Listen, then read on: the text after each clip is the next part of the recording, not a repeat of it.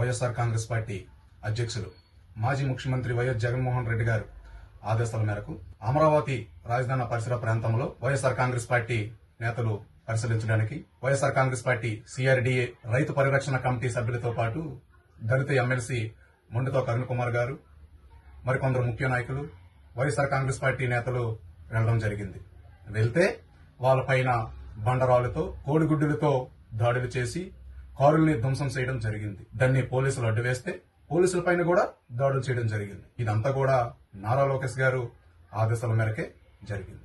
ఎందుకలా జరిగిందంటే అమరావతి రాజధాని పరిసర ప్రాంతంలో జరుగుతున్న అన్యాయాలు, అక్రమాలు, అవినీతులు, దౌర్జన్యాలు, రియల్ ఎస్టేట్ వ్యాపారము, మట్టి ఇసుక అమ్మకాలు బయటపడతాయనే భయంతో వైఎస్ఆర్ కాంగ్రెస్ పార్టీ నేతలపైన దాడులు చేయడం జరిగింది.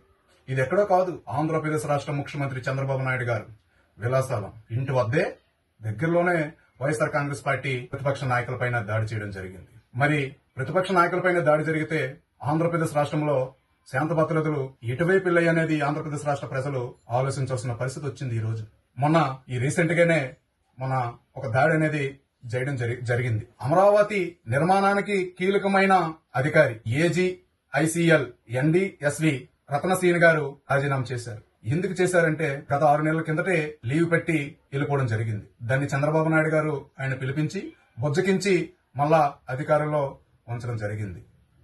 తెలుగుదేశం మంత్రులు, తెలుగుదేశం ముఖ్య నాయకులు చేస్తున్న అవినీతి, అన్యాయంగా దోచుకుంటున్నారు, రియల్ ఎస్టేట్ వ్యాపారం చేస్తూ ఆంధ్రప్రదేశ్ ప్రజల్ని మోసం చేస్తున్నారని ఆయన రాజీనామా మొన్న చేయడం జరిగింది. ఎవరెవరైతే వైఎస్ఆర్ కాంగ్రెస్ పార్టీ నేతలపైన దాడులు చేశారో, కుట్రకి పాల్పడ్డారో వాళ్ళందరిపైన కూడా కేసు నమోదు చేసి అరెస్టు చేయమని వైఎస్ఆర్ కాంగ్రెస్ పార్టీ డిమాండ్ చేస్తూ ఉంది. మొన్న సాయికృష్ణ మిస్సింగ్ కేసులో ఆరోపణలు ఎదుర్కొంటున్న మాజీ సీఎం నాగరాజు గారు ఆయన చేసిన అవినీతి అక్రమాలు, ఆయనకి బినామీగా ఏర్పడిన మాజీ సీఎం నాగరాజు గారు బావతోర్న రాము గారు, ఆయనకి ఒకప్పుడు తినడానికి కూడా తిండుండేది కాదు. అటువంటి వ్యక్తి ఈ రోజు కోట్లకు అధిపతి అయ్యాడు. ఎలా అంటే 4 కోట్లు విలువైన 2 భవనాలు, ఒక్కొక్క భవనం 4 కోట్లు, 25 ఎకరాలు వ్యవసాయం సాగు భూమి, రెయ్యి మేత కంపెనీ 10 కోట్లతో, రెయ్యి ఎక్స్పోర్ట్ కంపెనీ 10 కోట్లతో, 12 ఎకరాలు రెయ్యి చెరువు, మద్యం సిండికేట్ పార్ట్నర్షిప్, ఇలా చెప్పుకుంటే ఎంతో అవినీతి చేస్తూ ఉన్నారు మాకొచ్చిన సమాచారం బట్టి. దీనిపైన దర్యాప్తు చేసి పట్టబద్దంగా విచారణ చేసి అరెస్టు చేయాలని వైఎస్ఆర్ కాంగ్రెస్ పార్టీ డిమాండ్ చేస్తూ ఉంది. మొన్న రీసెంట్ గా మాజీ మంత్రి కారుమూరి నాగేశ్వరరావు గారు కుటుంబాన్ని టార్గెట్ చేస్తూ రవాణా ద్వారా మద్యం అక్రమాలు జరిగాయంటూ కేసులు బనాయించి ఆయన కుమారుడు సునీల్ గారి పైన అక్రమ అరెస్టులు చేశారు. కూటమి తెలుగుదేశం ప్రభుత్వం ఈ రోజు చేస్తున్న అరాచకాలు పరాకాష్ఠకు చేరే చంద్రబాబు నాయుడు గారు, మీరు చేస్తున్న దుర్మార్గమైన పాలన, మీరు అమలు చేస్తున్న రెడ్ బుక్ రాజ్యాంగం పరిపాలన కేవలం కక్ష సాధింపు చర్యలు మాత్రమే. లేని కేసులు సృష్టిస్తూ అన్యాయంగా వేధిస్తూ ఉన్నారు. ఈ మీడియా ద్వారా, ఈ పత్రికల ద్వారా నా ఆక్షేపణ మీకు చెప్తూ ఉన్నాం.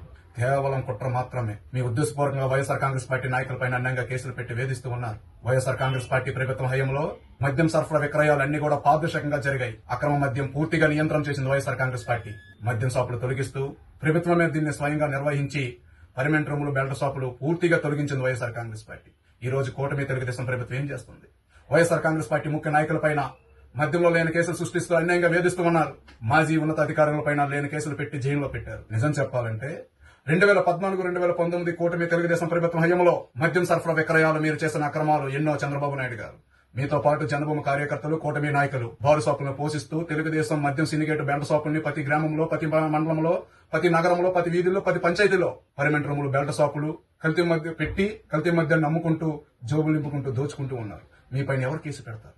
మిమ్మల్ని ఎవరు అరెస్ట్ చేస్తారు? మీరు చేస్తున్న అక్రమాలు, మీరు చేస్తున్న దుర్మార్గమైన పాలన, మద్యం విక్రయాల్లో మీరు చేస్తున్న అక్రమ కేసులు మాఫియా చేసుకోవడానికి వైఎస్ఆర్ కాంగ్రెస్ పార్టీ పైన బురద జల్లే కార్యక్రమం మా పార్టీ ముఖ్య నాయకులపైన లేని కేసులు పెట్టి హింస పెడుతూ ఉన్నారు.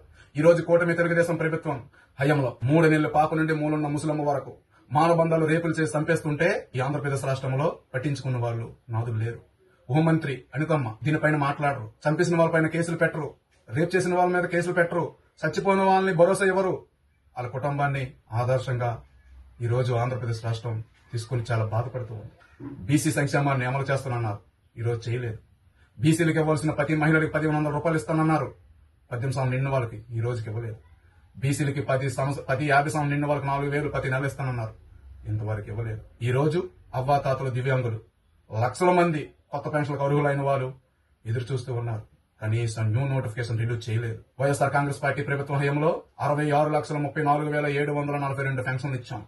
ఈ రోజు కూటమి తెలుగుదేశం ప్రభుత్వం హయాంలో 60,19,920 మందికి పెన్షన్లు ఇస్తున్నారు. అంటే 6,14,000 పైగా పెన్షన్లు ఏమైనట్లు? వైఎస్ఆర్ కాంగ్రెస్ పార్టీ ప్రభుత్వం హయాంలోకి వచ్చిన వెంటనే 29,15,000 పైగా కొత్త పెన్షన్లు మంజూరు చేశాం. ఇది కదా పాలన అంటే. ఆంధ్రప్రదేశ్ రాష్ట్రంలో రజకిళ్ళకి నమ్మించి మోసం చేశారు. న్యాయ బ్రాహ్మణులకు నమ్మించి మోసం చేశారు. దళితులకు నమ్మించి మోసం చేశారు. న్యాయ బ్రాహ్మణులకు తోకలు కట్ చేస్తానన్నారు. ఎస్సీ కులస్తులు ఎవరైనా పుట్టాలని కోరుకుంటారా అని అన్నారు. ఇదా ముఖ్యమంత్రి ఆడవలసిన మాటలు?